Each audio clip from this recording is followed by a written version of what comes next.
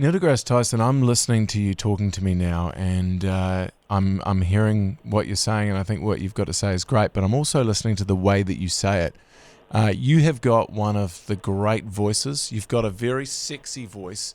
Was there a moment when you realized how sexy your own voice was? No, I don't hear my voice. No, you ever hear your voice recorded back? It's like, who is that?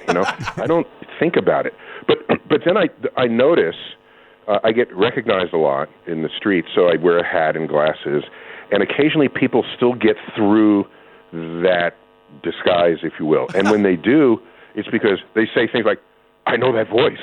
It's like, what? There's like 7 billion people in the world, and you're going to say you know my voice? And so it's flattering and creepy at the same time. Given the option, Neil, right now, on this particular day, on this moment of time, if you had the choice, if you had the option to go and live for a year on Mars, would you go and live on Mars for a year? That's a good question. See, if you'd said, would I visit Mars, it would be a resounding yes. But to live on Mars, I want to double-check, is there enough food there? There's food. Do I have a live in a Netflix bubble. account? You're going to live in a bubble. You get Netflix, but there's about a 2-hour delay. You got to drink your own urine.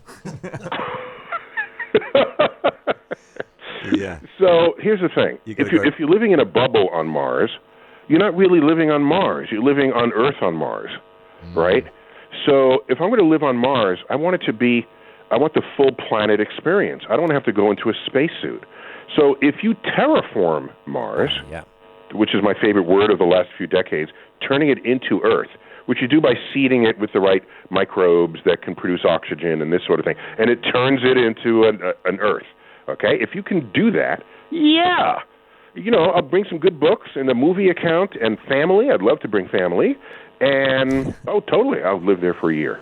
Wasn't Elon Musk... Oh, by the way, I've joked with Elon Musk, like, indirectly and to his face. I've said, Elon, I know you're making spaceships that go to Mars, but I'm not going to be the first on that ship.